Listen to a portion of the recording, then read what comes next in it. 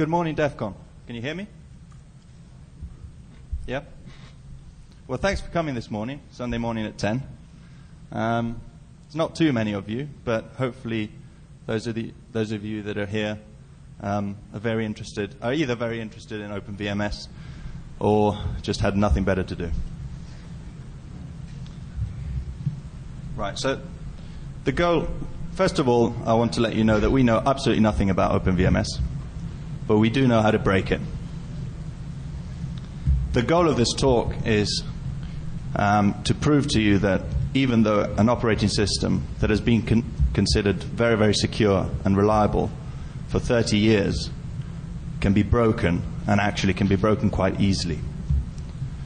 Some of the bugs that we found were very trivial to find, a little harder to exploit, but were quite easy to find. Anyone here an Open VMS user? Good. Anyone from HP? No? Right, the Open VMS user can take a short nap. The talk is broken into 3 parts. We'll have a lightweight introduction to Open VMS, where we'll just cover some of the history, some of the fundamentals of the operating system, history of bugs, etc. Then we'll have Krista and my colleague Klaus talk about the VAX and Alpha architecture, and in particular how they managed to exploit that, and how they managed to write shellcode for it, the challenges that they faced and how they managed to overcome those challenges. And most importantly, the last part will show you the root prompt. So let's go right ahead. OpenVMS was developed in the late 70s by Digital, and it has some of the standard features that nowadays are considered standard for an operating system, but then they were quite innovative. So all of the standards such as multi-user, multi-processing, virtual memory, real-time processing, transaction processing, those were pretty cool at the time. As far as the ownership goes, Digital developed it and owned it up until '98 when Compaq took over, and then HP owns it today.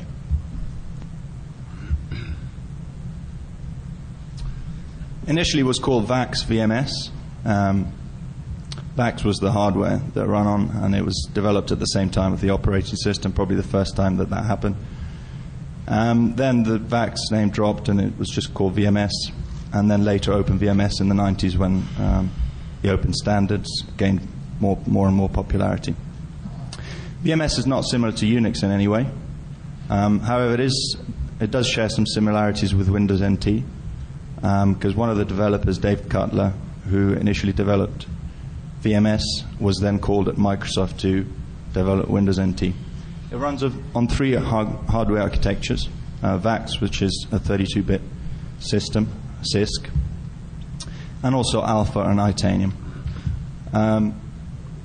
Krista and CMN will talk more about the VAX and Alpha later on.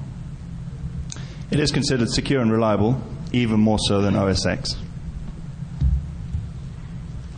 So why would we want to hack Open VMS? Well, first of all, nobody hacks it, and it's considered very secure, unbreakable. It runs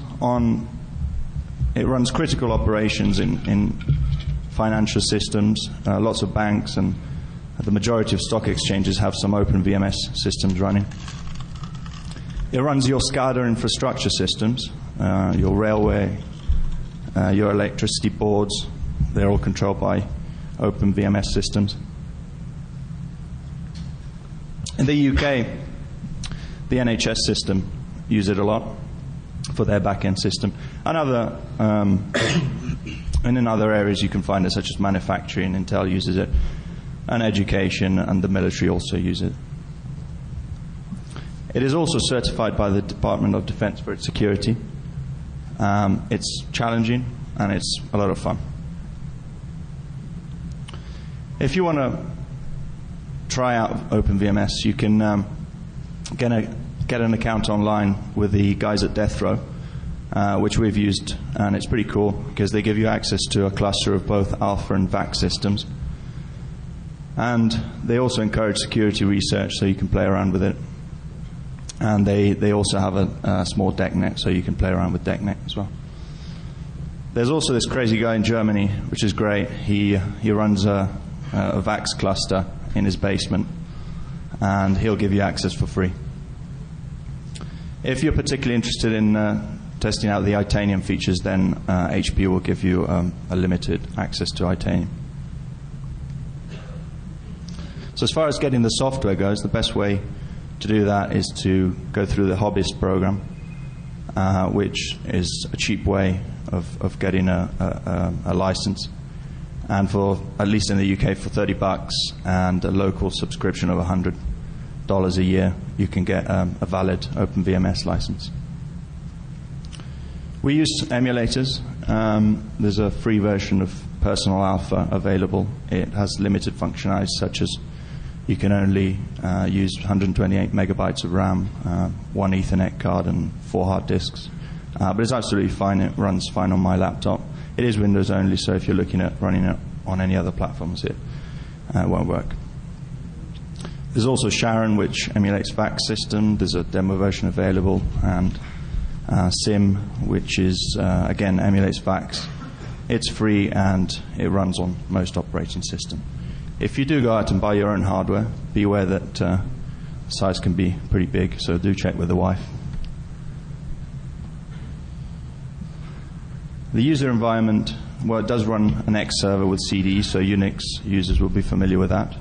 Although it is pretty hard to get it running on an emulator, and it really isn't worth it. The DCL, which is the default shell of VMS, is what you'll be interacting with. It is case insensitive, so if you're a Unix user, that's different. And you can't run commands explicitly. You have to either use run or define a foreign command before you can run a binary.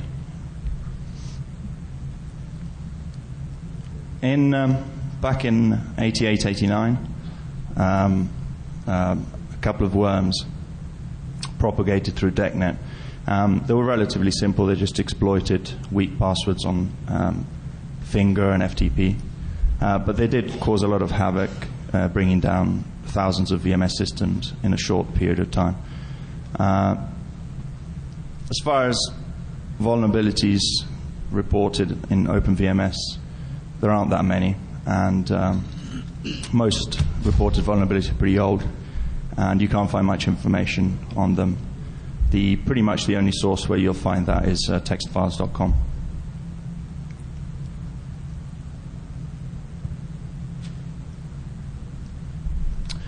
Quick vulnerability graph. These are very rough figures, but they kind of show that OpenVMS was way below the average. We're looking at increasing that a little bit. So, VMS survived DEFCON 9. A bunch of guys set up these alpha clusters running VMS back in 2001. And apart from someone compromising the telnet password of the system admin logging in, no one managed to break into those systems. So the VMS users were really proud of that. One of the great things of VMS, which can bite back though, is it's very fine grain controlled. So you don't need the system user for everything. When is the last time that you saw a VMS exploit? Well, if you want to get an account on VMS to run our exploits that we'll show later on, you can try the usual stuff. Try some default accounts, some weak passwords. The system user never locks out. The passwords are also capital by default. You can change that, but it is a pain. So the chances are that you'll have no case. The default password hash algorithm is pretty weak as well, so you could try to crack that. And some default accounts that you can try are system field, operator default, backup, etc. Some important files that you want to be looking at are the VMS images.dat. It's a binary file, and it lists all the VMS images or programs and their respective privileges. So if you want to start breaking some of the software, you want to look at this file, look through it, and grep through the images that run with certain high privileges. We have the rights list.dat, which again is a binary file and is not readable by default by a normal user, and it contains all the user list and their rights. The system user authorization file, which is like the password file in Unix, contains the users and the hashed passwords. This is a binary file, but if the administrator has converted that to a text file, it will have created a .list file in the same directory, and by default that will be readable by everyone, so check out that file. When you log into a VMS system, it executes the login.com script, so check that out for malicious lines of code. Or if you have right access, then you can run some commands in there, put some evil commands.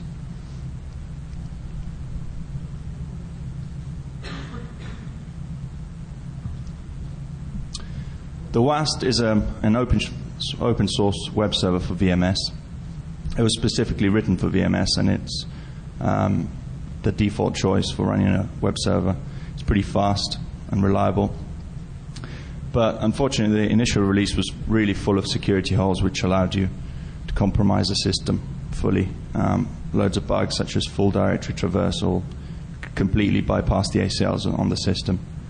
And by default, it had some sample CGI scripts which could be compromised to, again, gain access to the system. There are still old versions out there, I have found. So if you come across a VMS system on the internet running a web server, do check out that they're running WASD. Maybe it's outdated. If you run across a website running on a VMS system, do check out the dash character for directory traversal. Usual stuff for enumerating users on the network through SMTP, Verify, EXPN, Finger, all those work. Again, you can try default accounts, or you can try some easy-to-guess accounts such as Postmaster, Default, etc. Again, you can do that through the files that I've mentioned before, the rightslist.dat and sysuaf.dat. The way that OpenVMS protects the files is using three main ways. One of them is through the UIC, which is a user identification code that's made up of the group ID and the user pair.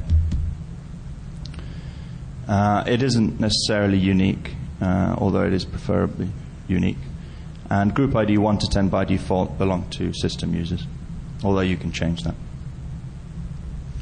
There are many privileges on OpenVMS, and again, you can use those to control access to files in a more fine manner.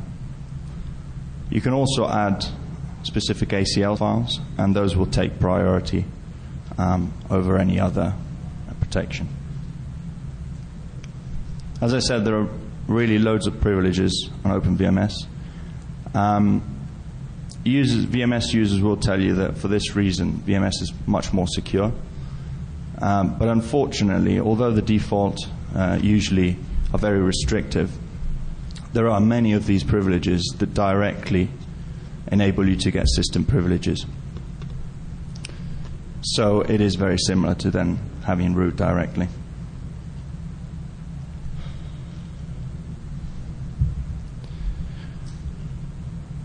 There's high usage of logical names in VMS systems. These are like aliases to shorten up the really long paths that they have. They have a record management service which lists all the files in a database form.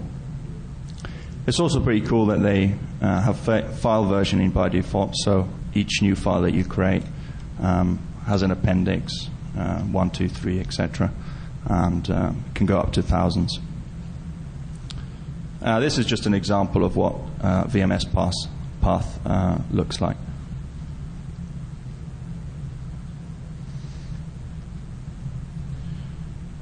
Files are owned by a user group. We have 4 permissions. We have read, write, execute, and delete. And these are applied to 4 groups: system, owner, group, and world. Again, we have privileges such as bypass, which will allow you to bypass all privileges, read all. Again, you can read everything. System privileges and group privileges, which again gives you complete access.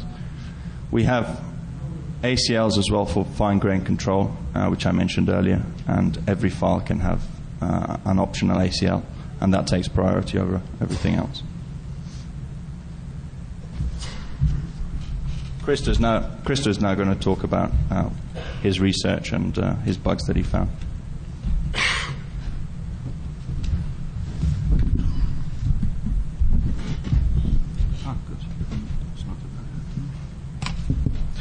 Okay, I'm going to talk about a couple of bugs I found in the Finger client.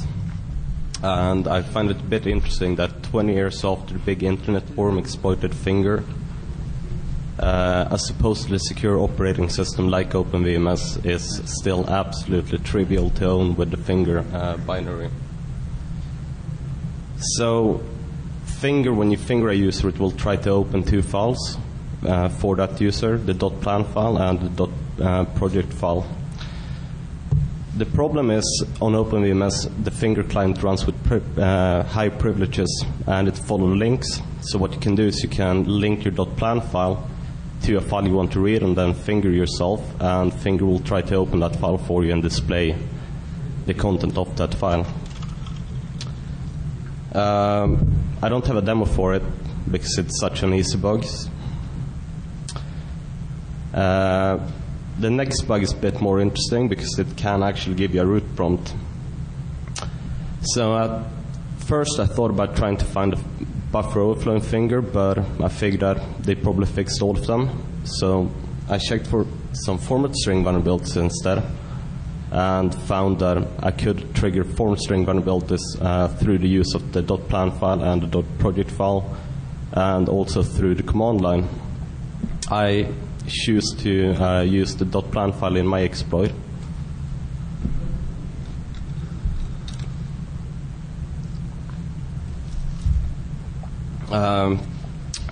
This is a screenshot of Finger misbehaving a bit. What I'm doing first is I'm using the installed program to list the privileges of the Finger image, and as you can see, I hope it runs with system privilege and world privilege. What I'm doing next is I'm opening my .plan file, and you can see a couple of format string characters in there.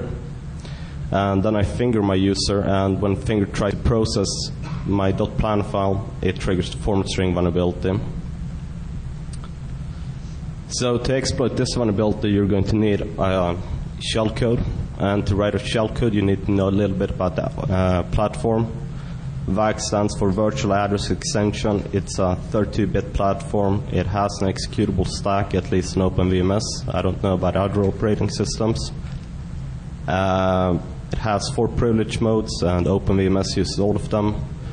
It's a CISC platform, has instructions for absolutely everything. And the platform has been discontinued, but you can still get a lot of information online, so it's not a problem finding documentation. This slide isn't very useful for userland exploitation, but at least according to documentation, the top 2 gigs of virtual memory is reserved for the kernel. Below that you have P1 space with DCL stacks, symbol tables, etc. And finally you have a P0 space where your program is loaded in for execution.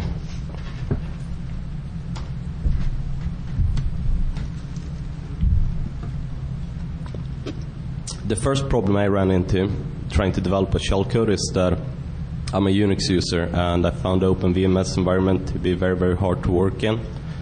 And I didn't like the tools at all, especially the debugger. So to speed up development, I installed NetBSD in my emulator and used GCC and GDB instead. My first idea for a shellcode was to use a libc-based shellcode, and the calling standard is pretty simple. So what you do is you push all the arguments onto the stack in reverse order, and then use the call s instruction to call a function address with the number of parameters you want to pass to the function. The call instruction does a few things. It saves registers if the called function requires it. It saves the flag register and the return address on the stack. Return values are passed back in a register as well. So it's very, very simple, and it works, but sometimes you don't have access to a good libc function to call. And if that happens, you have to use system services. System services are a bit like system calls in Unix. So this is a simple libc-based shellcode example. I think what it does is it just calls systems and execute a program for me. Then I developed a shellcode that uses system services. And again, to call a system service, you push all the arguments onto the stack in reverse order. Then you call a function that executes a CHMK, CHME, or CHMS instruction with an operand. This operand is just a number that lets OpenVMS know which system service you want to call. A major drawback with this approach is that system services usually takes a lot of arguments, and they also take the arguments in the form of descriptors. So instead of passing a string, you pass a string descriptor to the system call. And this is what a descriptor looks like, basically. The top one is a string descriptor. And since you have to write position-independent code, you have to update all these fields at runtime, and that leads to the shellcode growing even larger. There are a few things you can do to make exploitation a bit easier. Like, for example, you can exploit symbols. Symbols are executable, and this is really important on alpha in particular because they have a non-executable stack. There are also string descriptors, and as such they can contain pretty much any characters, including null bytes, and that makes writing the payload much, much easier. We haven't actually found a really good way of finding the right service number, so the way we do it is we write a small program that calls one service, and then we set a breakpoint on the CHMK, CHMS, and CHME instructions, run it in the debugger until the breakpoint hits, and then we just look at the operand for that instruction and get the number that way. This doesn't work on the alpha platform, unfortunately, because they don't support this particular feature in their debugger. So in alpha, you pretty much have to single step through the entire program. Interesting system services to call from your payload are system services that create processes, modify user records, or grant privileges to a process. And these are just a few examples. You can find a lot more if you read the documentation provided by HP. So here's a bit of an interesting note. When I was getting familiar with VAX, I tried to exploit a really, really simple Stack Overflow.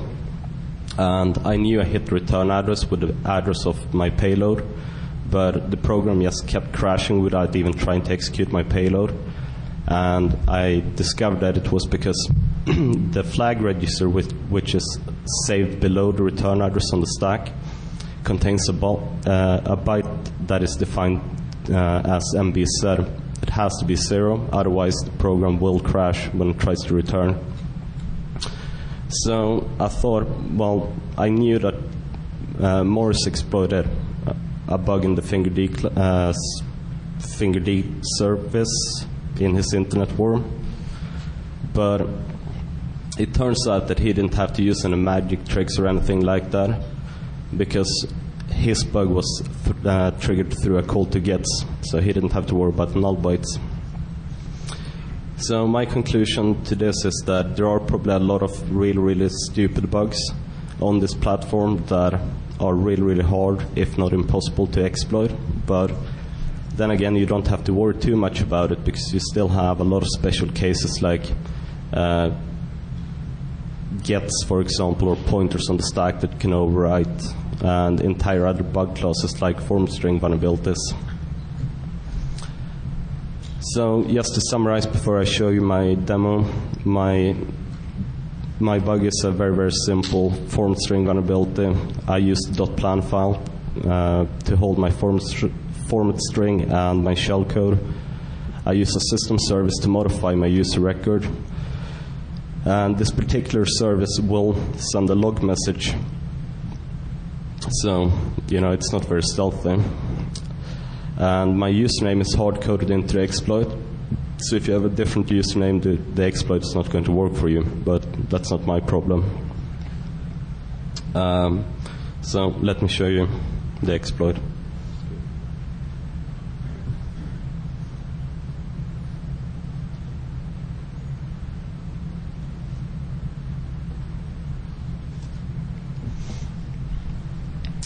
Okay, so I'm logging in as my user on my box. No, it doesn't work. Oh, it's not.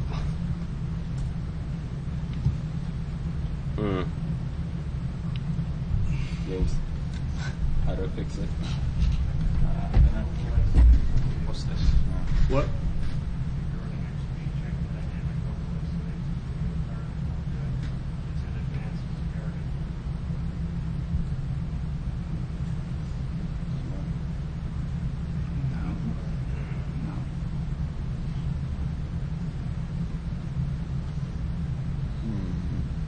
Okay, what we'll do is we'll carry on with CMN's talk, and then at the end we'll try and get these videos working.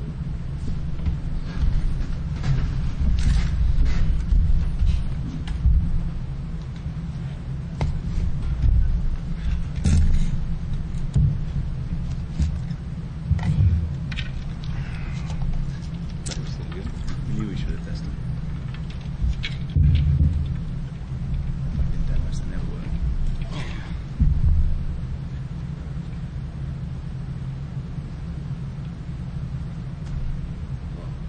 Okay, I'm going to talk about the alpha architecture, which we also took a look at. As we all know, it's a 64-bit architecture, RISC, and you can find a lot of information about the instruction using MSDN. It's very good organized, so it's really neat. You have to keep in mind to flush the instruction cache when writing shellcode for this architecture, especially when writing self-modifying code, of course. As we mentioned earlier, you can use Personal Alpha, which is a free emulator, if you want to play around with it. We did not manage to boot BSD, and we never tried Linux. But you can also build the GNU binutils with Alpha target and create your shellcode in your local PC. However, as Christer mentioned, it does not work with the function pointers the way it does in Unix, because it's not a simple address that you jump to. You have to construct a function descriptor instead. And to fully understand that, you really need to take a look at the OpenVMS calling standard. The vulnerability that I found resists in the command line interface library. It's used by a lot of applications, so it's widespread and got a lot of targets. It fails to handle crafted command lines, and this vulnerability has been verified on OpenVMS Alpha 8.3 in the default install, and basically it gives you total control of the program counter. To trigger this vulnerability, you simply find a target program that uses the command line interface, and while you're at the prompt, you paste or type 511 characters and then the up arrow key 3 times, and then you manually type the return address. Just wait for it.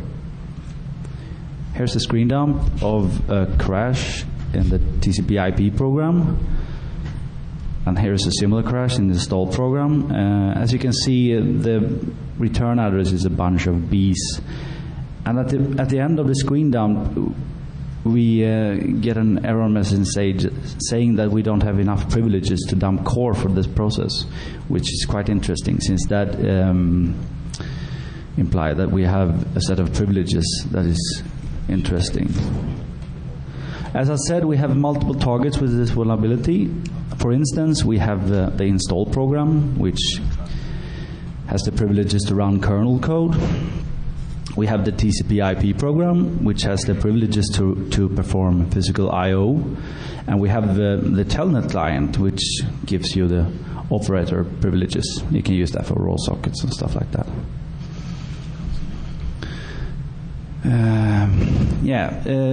Now what we have control of the program counter, we obviously need some shellcode. So the C calling standard is complex, as we mentioned before. So you actually need to know pretty much about it, and there is a document covers everything. The stack is not executable, but as Christian mentioned, we could execute code in logicals. That's useful for local exploitation. When it comes to remote, we have to do other tricks, perhaps copy the code to an executable location or similar things. And flushing the instruction cache is important for self-modifying code. My exploit doesn't really need to get to know the location of the shellcode, but that's sometimes the case. So you obviously need to get PC code running in some.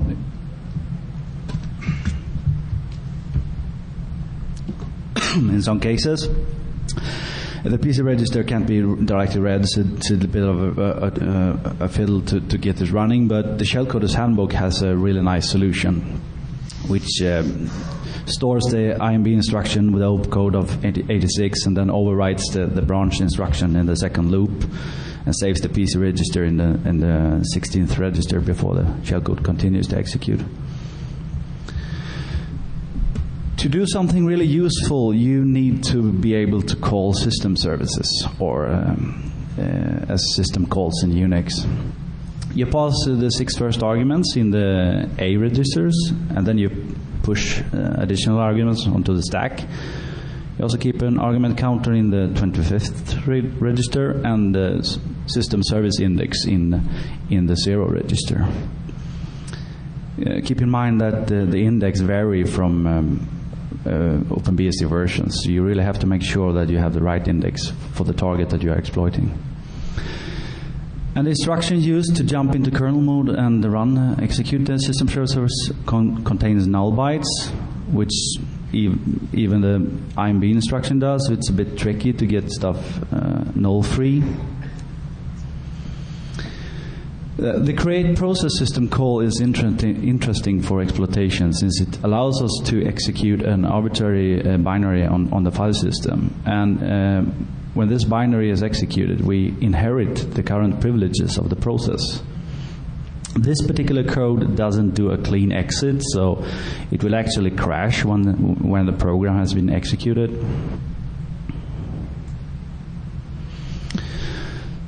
So where do we inject the shellcode? We could use the command line in the overflow, but that suffers from a lot of heavy input restrictions, control codes and stuff like that in the command line interface. I also use telnet to automate this exploitation, and you get some input restrictions there as well, but you can easily overcome them with the terminal settings. What I did was that I populated a target process with data in certain areas and then crashed it and scanned the core dump basically to see where the data was located. You can use the analyze program to take a look at core dumps, to eval registers, dump certain area of memories, and assembly instructions. You can also use the analyze program to get a nice list of the different memory segments in the process. This gives you hints about where you could search for the data you have injected.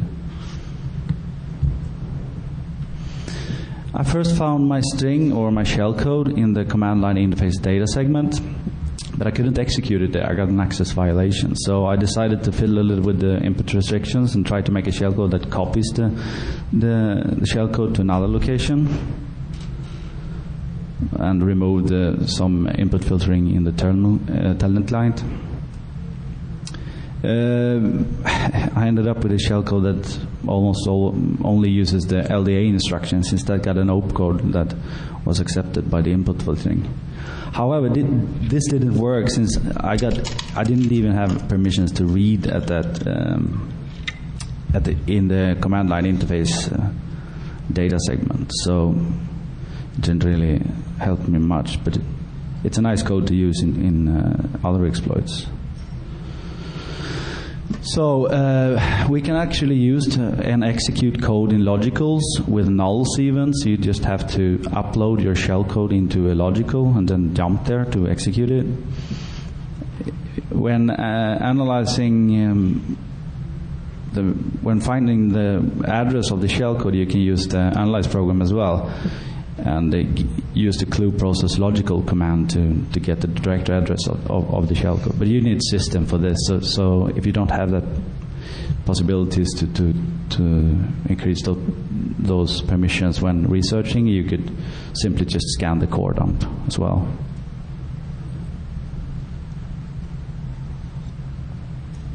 Yeah, so what I did was that I wrote a proof of concept exploit that calls the creative process system service. I first uploaded the shellcode using a tool that simply just adds it to logical and spawns a subprocess. And then I wrote a little program called file.exe, which simply just prints the privileges of the current process. So it's a neat way to see what kind of privileges you gain from the target. Unfortunately, we got some problems with the video, so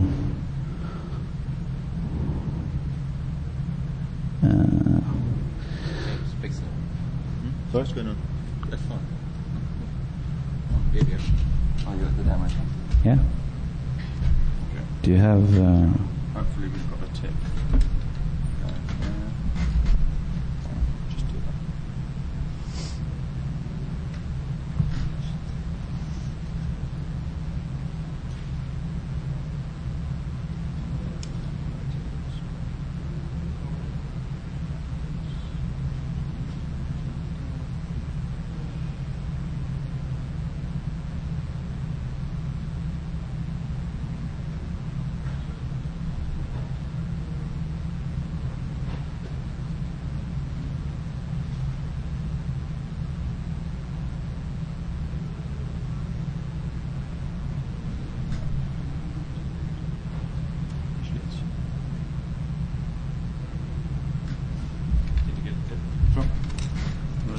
Tips.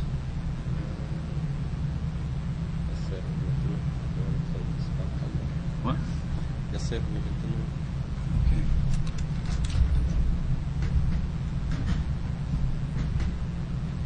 Does it work? Yeah. Okay. Thank you. Okay, so this is my proof of concept code exploit. We start by attacking the install program. So we connect to the target machine, and I first delete the privilege file that is generated by the file.exe program, and then just run it and take a look at what kind of privileges we have, and it's only the default.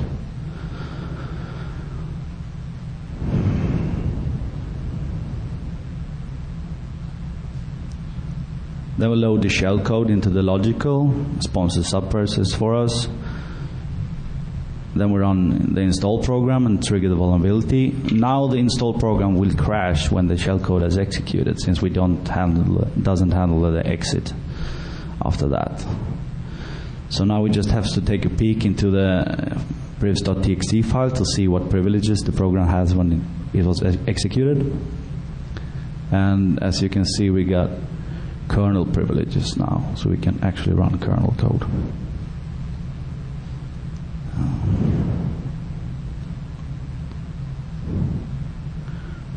And this exploit also works for a lot of other targets, as I mentioned. In this case, we are attacking the TCP/IP program the same way. So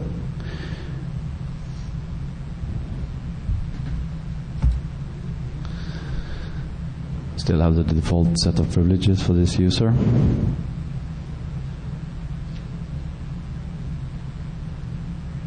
Load the shellcode, spawn a subprocess,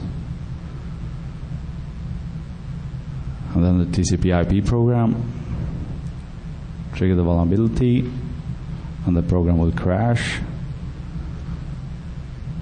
And we peek into the privileges file to see that we gained actually physical I/O privileges.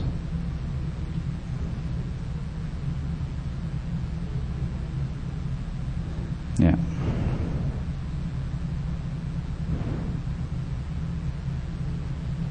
I can show you the last one as well. It's for the telnet program. So we run the exploit again with telnet as target, just as we did before.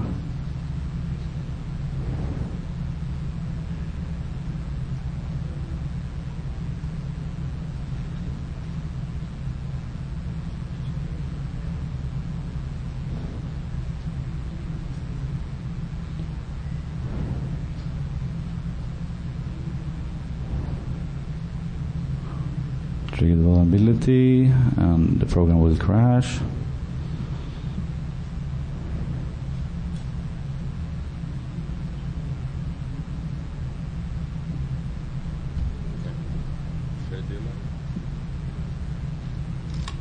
And now we got open privileges as well. Okay, I think that Christer is going to show his video of his exploit as well.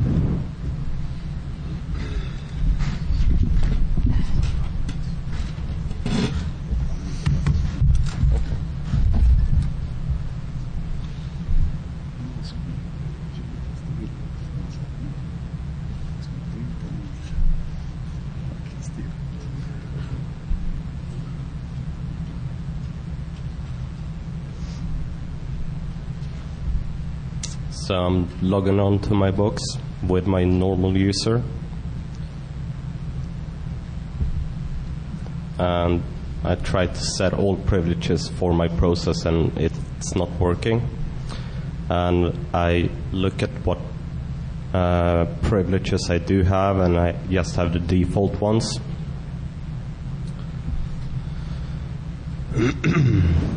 So I compile the exploit.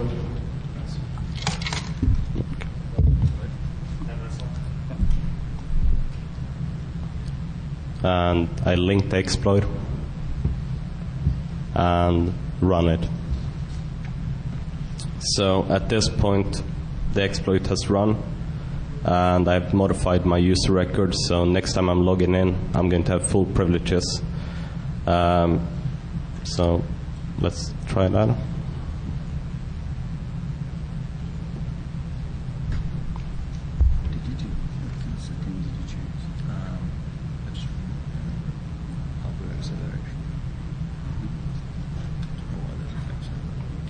So I'm enabling all privileges, and then I show all privileges, and you can see I've got a lot more privileges now. Actually, I got all of them. So I think that's it. Any questions?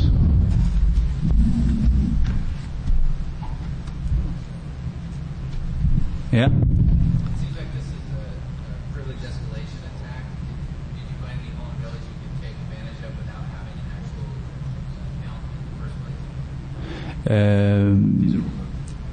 These are all local, yes. Yeah, but you should mention that.